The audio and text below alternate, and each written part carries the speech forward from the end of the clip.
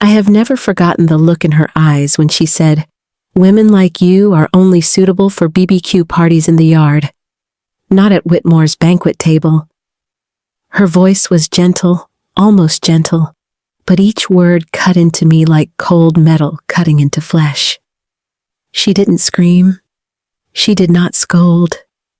But I'd rather be scolded than sit there, in the flickering candlelight of the dining room, trying to swallow the perfectly plated salmon, with the humiliation choking my throat. That day was a celebration dinner for Brandon, my husband, who had just won a bid for a large architectural project in downtown Seattle. An important achievement in his career, and one I had hoped would be an occasion for my family to welcome me kindly. Just 6 months ago, we were sitting on our knees eating pizza in our small apartment on Capitol Hill, laughing as the furniture vibrated because the neighbor below played techno music all day. And now, we're at the Whitmore's mansion, where everything from napkins to wine glasses has an embossed logo. I chose a simple but classy navy blue dress, combed my hair, and prepared a homemade dessert using my mother's recipe, hoping to score points. But as soon as I walked in, Madame Loren's look said it all without her trying. I didn't like her at first sight. Dinner began as any wealthy social event does: light laughter, white wine, and stories about the golden days at Princeton, where Brandon had studied. I just sat there, smiling, nodding when asked. "Alyssa, do you work in advertising? Is the job stressful?" I know they don't really care. That question is just a polite way to keep me in line to let me know where I stand in this house. When the main course was served, Mrs. Lorraine raised her glass, asking everyone to celebrate Brandon's success. Everyone clapped, and so did I. Then she turned to me, smiling sweetly. "And we should also thank Alyssa for supporting him from behind. I always say that behind a successful man is a woman who knows how to keep her position." That sentence made me stiff. I wanted to laugh it off, but for some reason my heart was beating strangely. Brandon sat next to him, saying nothing. He just lightly touched my hand under the table, a sign I was all too familiar with. Don't make a big deal out of it. After dinner, I suppressed my anger and walked out into the garden for fresh air. The yellow lights hanging around the pear tree created a scene like something out of a movie. But I just felt stuffy. I stood there, holding my other arm, trying to keep myself from shaking. Everything will pass. I told myself, I've overcome all kinds of annoying customers, failed campaigns, rejections can't. I overcome a mother-in-law? "Do you have a minute, Mrs.?" Lorraine's voice rang out behind me. "I'm back." She stood there, holding a glass of wine, her posture straight as if she were in a board meeting. "I just want to say a few things, from the experienced to the newbies." I nodded, keeping my gaze neutral. "This family, not everyone can walk in and think they will be accepted immediately," she began. "We have history. We have reputation. Things are not as easy to build as a blog or an advertising campaign." I clasped my hands lightly behind my back. She was insulting me while still remaining polite. "Brandon is everything to me, and I want the best for him. You're a kind person, I won't deny it, but being kind is not the same as being worthy. Maybe you'll understand later." She took a sip of wine, then added, "If I'm being too blunt, I'm sorry, but honestly, I think you'll be happier in a more suitable environment. A place with less pressure, less expectations." I didn't respond right away. I just looked at her, and in that moment, something inside me changed. I no longer feel ashamed, no longer feel small. I see an old woman clinging to her reputation to maintain power. A person who is so used to controlling everything that he does not accept anyone who goes out of his way, I said softly. Thank you for sharing, but I'm not from your world, so I'll probably never understand what you just said. And I don't need to. Her eyes paused for a moment. Maybe she didn't think I would answer like that. That night, when I got back to my room, Brandon asked me if I was okay. I just smiled and said, I'm fine. But inside, I was no longer the timid new bride. I began to recall scattered fragments of conversations I had heard, rumors, the times Lorraine quickly changed the subject when someone mentioned that day. And the only time she refused a prestigious interview was because she didn't want to be too ostentatious. I don't intend to take revenge. I don't intend to expose it right away, but I don't intend to stay silent either. If Mrs. Lorraine thought I was the type of woman to be easily intimidated, she was wrong. And so, right in the house where I was not welcome, I began my search. Not acceptance, but truth. A perfect woman is something to be admired, but a woman who always tries to appear perfect is suspicious. That was the thought that kept circling in my head after that evening. When Mrs. Lorraine looked straight at me and affirmed, kindness is not the same as being worthy. I still stay in that house. Brandon believes that staying with his family while waiting for a new home is a reasonable way to save money. I don't object. From the outside in, the Whitmore's mansion is a model of classic luxury high ceilings, crystal chandeliers, walnut-paneled walls, and every corner bears the mark of a rooted family. But the longer I stayed, the more I felt that luxury was like a cloak hiding something very unsafe. The next morning, I woke up early, not by the alarm, but by the sound of the door closing softly. I quietly walked downstairs. Through the stairs, I saw Mrs. Lorraine standing in her private office, a room I had never entered. She didn't turn on the light. The only light came from the laptop screen, reflecting on her face, making her eyes glow strangely. I couldn't hear what she said, but in her hand was a thick, sealed envelope, and she was whispering something to the person on the other end of the line. I've already paid. I don't want to be reminded of this again. We had an agreement. I retreated immediately, not because of fear of being discovered, but because of a strange feeling running down my spine. Lorraine, who had always acted tough and principled, was now whispering like someone afraid of something bigger than herself. I tried to brush it off. Maybe it's just a personal matter, a private financial matter. But a week later, while cleaning up the dining room after dinner, I found a folder left on the chair. I didn't mean to pry, but the bold text on the front page stopped me in my tracks. Office of Federal Investigation. Case reference, 14B 1216, sealed documents. I took the notepad, trembling, but just as I was about to turn the next page, Mrs. Lorraine's voice rang out behind me like an awl hitting a bronze bell. Do you need my help? I was startled, turned around, trying to hide my confusion. I was just cleaning my room. Did someone forget this document?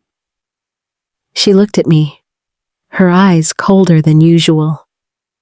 Yes, and I hope it is put back in the right place. She took the notepad from my hand, without explaining or asking anything else. There was only a faint smile. Then she turned and walked into the office, closing the door. That night, I lay next to Brandon, unable to sleep. I turned to look at him. The man I loved, the man who always believed that his family had only minor generational differences with mine. But what if I told you that your mother was connected to the FBI? Do you believe the next morning? I tried to act normal, but the look in Lorraine's eyes told me she was wary of me. From that day on, she always kept the office door locked tightly. I tried entering when she went out shopping. The door lock code had been changed. Very sophisticated. Excessive normal. I started observing more. Every habit of Mrs. Lorraine. She gets up at 5 a.m., always drinks a special tea from her own ceramic cup, and has a strange habit every Tuesday afternoon. She drives alone to the Fremont area and stays there for about an hour. Brandon thought she went to a familiar high-end spa. But I used to live in Fremont, and I know where she comes from. There is no spa. There is only a row of lawyer offices and a Social Security station. One afternoon, when Lorraine was out, I decided to enter her room, even though I knew I was playing a dangerous game. I don't have a key, but in a drawer of the dining table, I once saw a set of spare keys hanging among a pile of old things. And strangely enough, one of those keys opened the door to her room. The room smelled faintly of lavender and was so clean it was lifeless. But what I noticed was an iron cabinet in the left corner, a cabinet that did not match the home's decoration style. I walked over and tried pulling and locking the code. Guessing is useless. But as I was about to leave, my eyes stopped at a picture on the wall, a family photo taken at Gasworks Park. What caught my attention was the date printed below the frame, April 4th, 1997. I remember once hearing Mrs. Lorraine say she never put a date on her photos. "They make me feel old," she said. "So why is this picture there?" I flipped the photo frame over, and on its back was a small piece of paper with a handwritten number 04041997. Code. I went back to the safe, typed that number sequence. Click. The door opened. My heart beat strongly.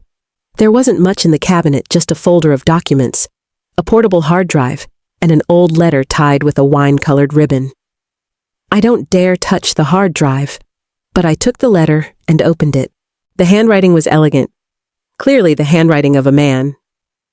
The letter begins with Lorraine. "If this is discovered, I won't be able to protect you anymore. You need to erase all evidence related to the fund transfer at the Fremont branch. I did everything I could with the federal inspectors.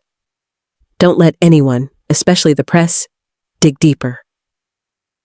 I dropped the letter, as if it had burned in my hand. Transfer funds. Federal Inspection Lorraine was the director of Fremont Trust Bank in 1997, and apparently, the incident that year was never published.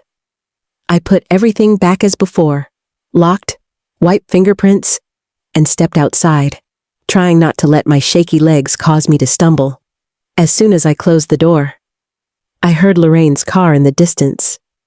I quickly ran upstairs, panting as if I had just escaped a burglary. That whole night, I didn't sleep. I lay looking at the ceiling, thinking about the woman who kept saying I was not worthy. He once emphasized that reputation is a sacred thing, and now, in my hands is the first piece of the puzzle to prove she herself once exchanged everything for a mistake. I'm not excited.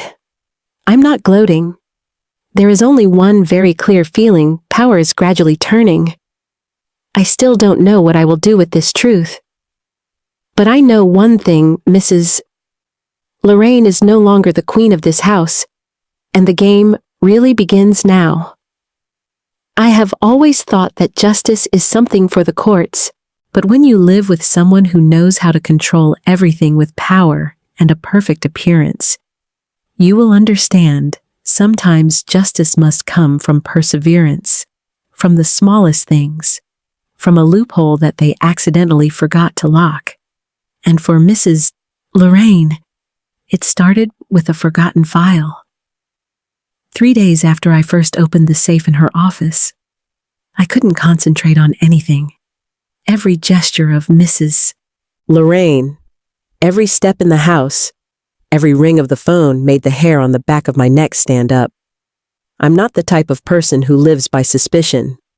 But when you know someone is hiding a big sin, every word they say is like a thorny wall just waiting for you to stumble. Brandon remains carefree. He was busy with projects and endless meetings. I don't blame you, but it also cannot be shared. What I'm holding in my hand isn't something you can say lightly like a complaint after dinner. And if you don't believe me, what if you think I'm just being too sensitive? I could lose you. But if I'm right, then you deserve to know the truth. That morning, it was raining lightly in Seattle. I went to the kitchen to make coffee and saw that Mrs. Lorraine was not at home. Brandon told her to go out early, saying he was going to a meeting with the former director of Fremont Trust Bank. Immediately, I felt my heart pounding. Fremont again. I waited until Brandon left the house, then returned to her office.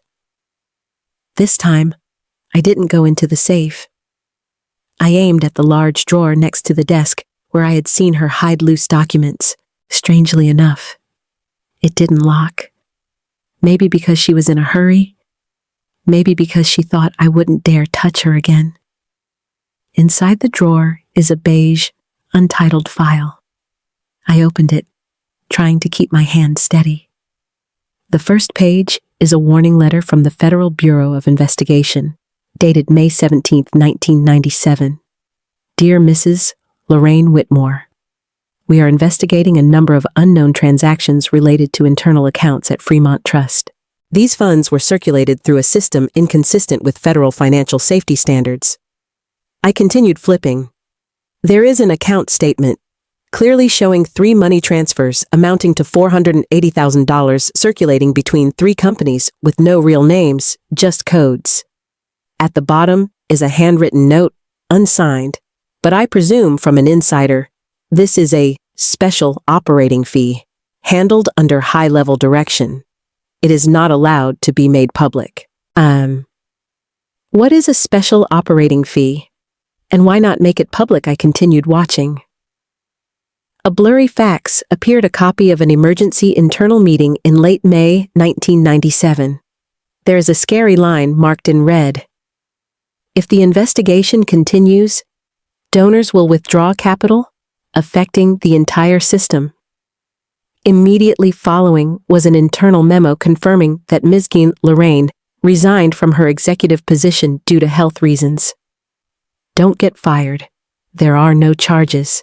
Just disappeared from the spot. I sat in a daze, not because of surprise, but because of sophistication. She didn't just make a mistake. She arranged to escape as if nothing had happened. A perfect play, and from 1997 until now, no one has mentioned it again. I know I need stronger evidence. If there were only a few pieces, I would easily be considered slanderous. But I had enough to get started, and I knew what to do next. I took pictures of each page with my phone. Careful, don't miss it. I save it all in a separate folder, encrypted with a password.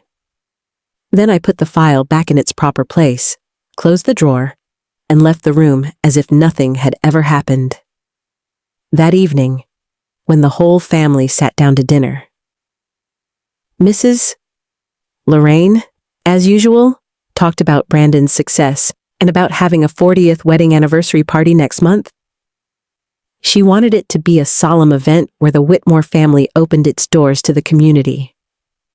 I nodded and smiled, but in my head, I was rewriting the script for that very party. At night, I lay next to Brandon, listening to the rain gently tapping on the glass window. He wrapped his arms around me and whispered, "Mom, how nice today, huh?" I smiled slightly. "Yes, maybe because you are confident in controlling everything." "Do you think Mom has anything to hide?" he asked suddenly. I turned and looked into his eyes. "Everyone has secrets. Brandon, the problem is, When that secret threatens someone else, it's no longer personal. He nodded. You must be right. I won't say more. I'm not ready, but I know that one day soon, I will have to face it not just with Lorraine, but with Brandon as well. If you choose to trust your mother over me, this marriage will change forever. The next morning, I printed a copy of what I captured. I keep it in a small safe in my office at the company. I wouldn't be foolish enough to keep all the evidence in the Whitmore house, not after knowing that the other woman was willing to do anything to protect her image. A week later, I received an anonymous email. No name, just a short line. We know you saw the file. Don't destroy yourself. It's none of your business. I sat quietly. My hands were cold. Who sent this email? Who in Mrs. Lorraine's old network is still following the case? Or is it you? I printed out the email and put it in the evidence file. There's no turning back anymore. I've been pulled into a bigger game and perhaps more dangerous than I thought. But I'm not afraid. Because for the first time in my life, I am no longer an outsider in this house. I hold what Lorraine fears most, the truth, and I will not hesitate to use it at the right time, in the right place, in front of all the people who believed I was unworthy.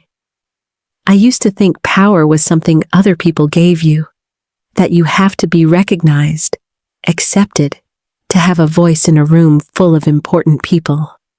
But when you hold the truth in your hands, especially the truth that others desperately want to hide you, understand power does not need to be given. It comes by itself, when you know you can change everything with just one word at the right time. I sat on a cushioned chair near the window, holding a cup of hot tea, watching the rain-soaked yard. Seattle in November is always gloomy, a reminder that true light only appears when you wait patiently enough. And I've waited long enough. After the anonymous email warning me not to kill myself, I had no doubt someone was watching. Maybe someone close to Ms. Lorraine. Maybe one of her former colleagues in the old banking network. But I'm not afraid. On the contrary, I felt relieved. If they already know I'm up to something, then that proves one thing: I'm on the right track. That afternoon, when Mrs. Lorraine came home from a meeting with old friends in Fremont, I greeted her at the door with a gentle smile.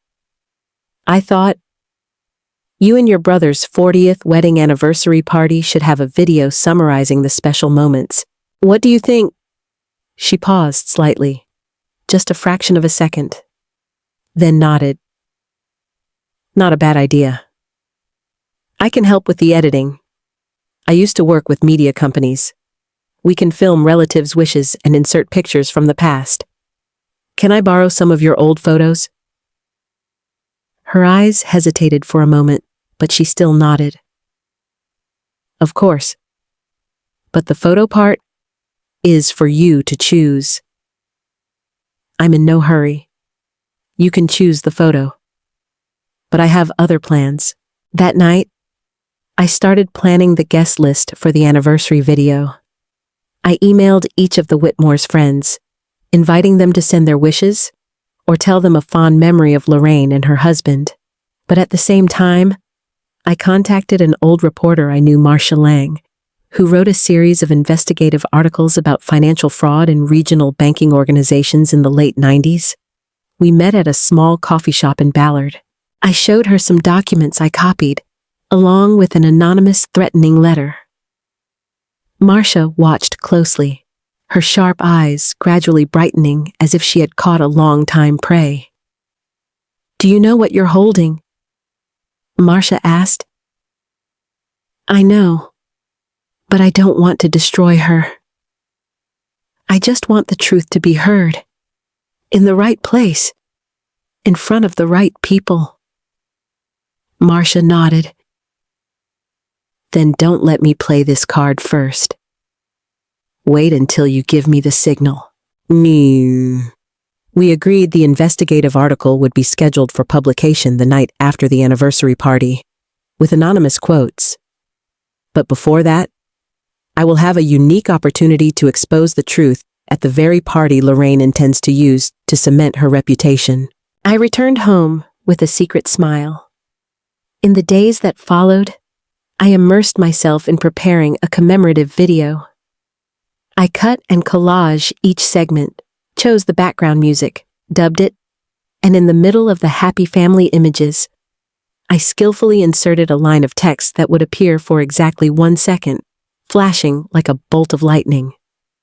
An imperfect woman can do terrible things to maintain an image of perfection. Just 1 second.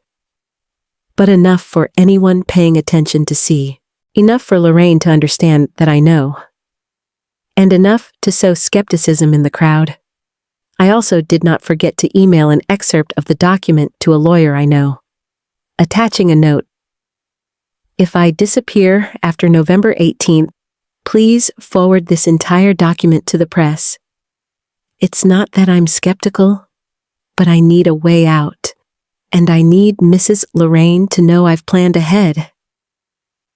As the party approached, I felt the tension in the house begin to increase. Lorraine talks less, observe more. One time, I saw her standing outside my room door, just for a few seconds, enough for me to know she knew what I was doing. But she couldn't stop it.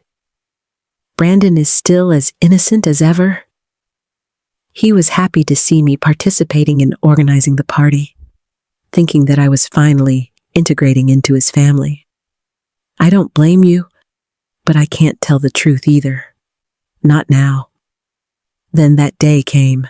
The day when all the guests entered the Whitmore mansion, from retired bankers to ladies with silver hair sparkling with diamonds. Everyone came to honor Seattle's golden couple. I wore a simple red dress, my hair tied in a bun, my smile as natural as if nothing was smoldering underneath. I host the program and introduce videos. As the clip begins, the room falls silent. Melodious music sounded. Images from 1985, 1990, and their son's wedding all moved viewers. And then, those words flashed.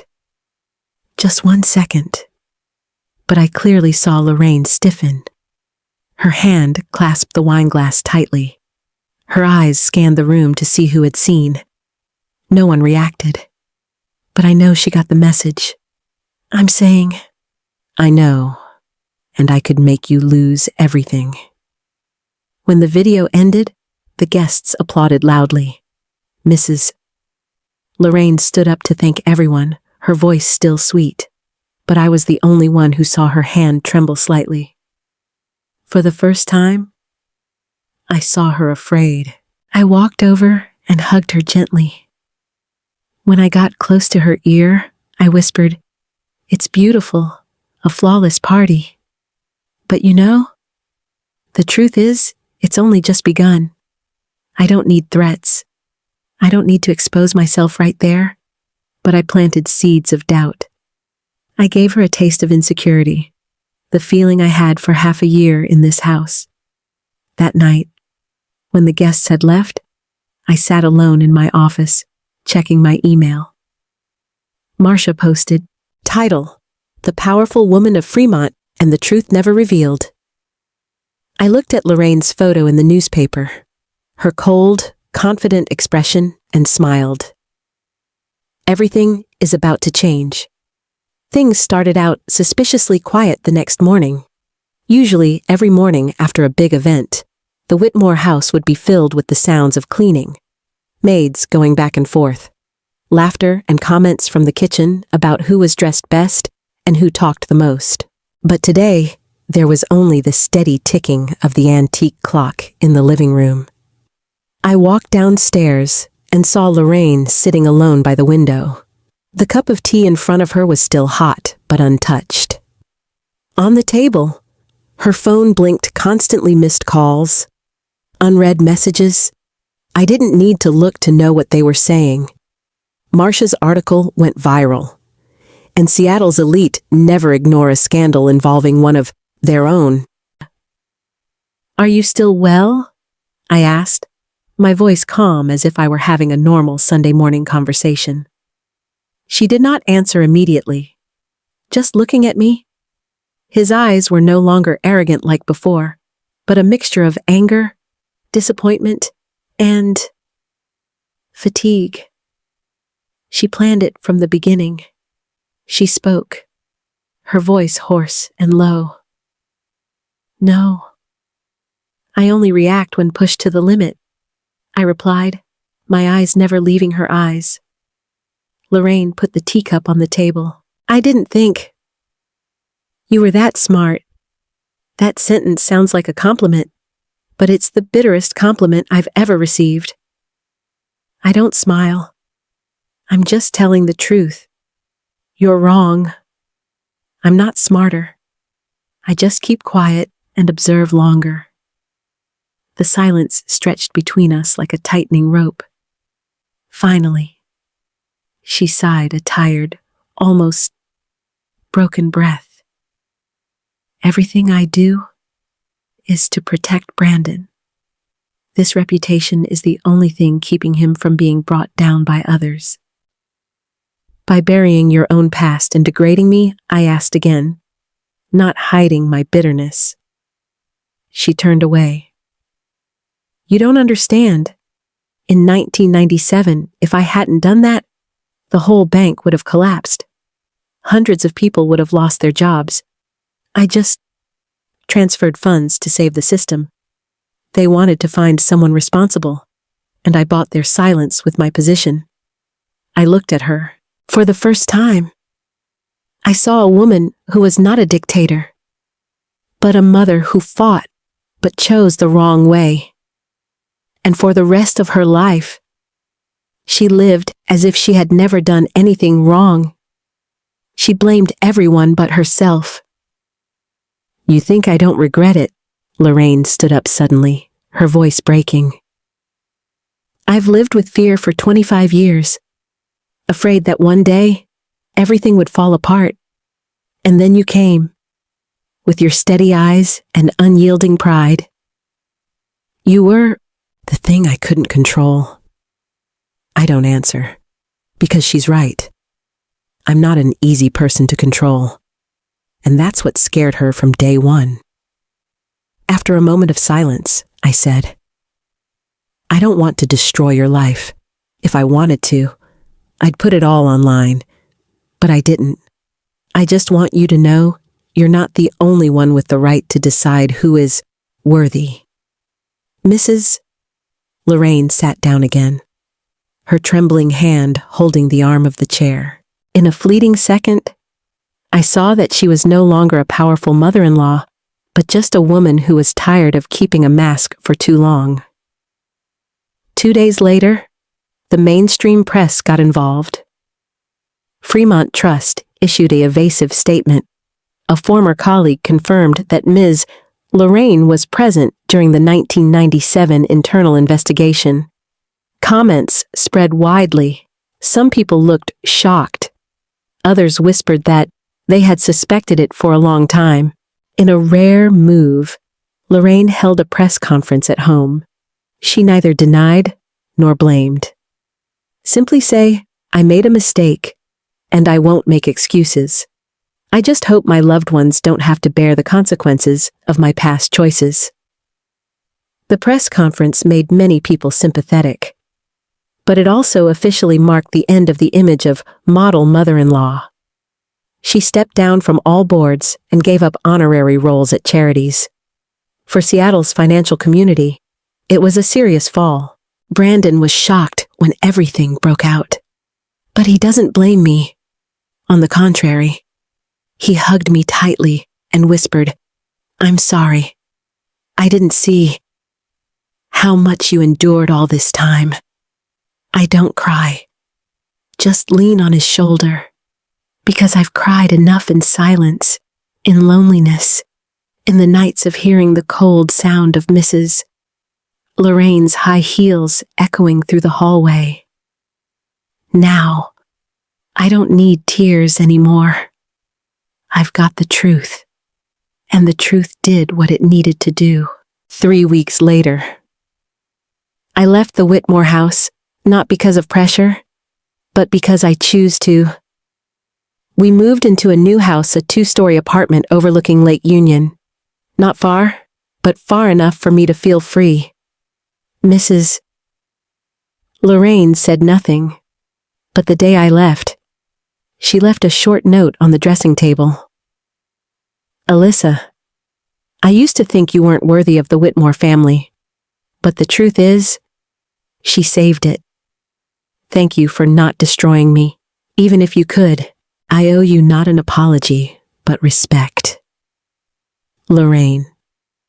I read the letter and put it in a drawer, not to keep memories, but to remind ourselves value does not come from the recognition of others, but from how we face injustice while still maintaining kindness. A month later, I'm back at work, a different version of me. More confident, sharper.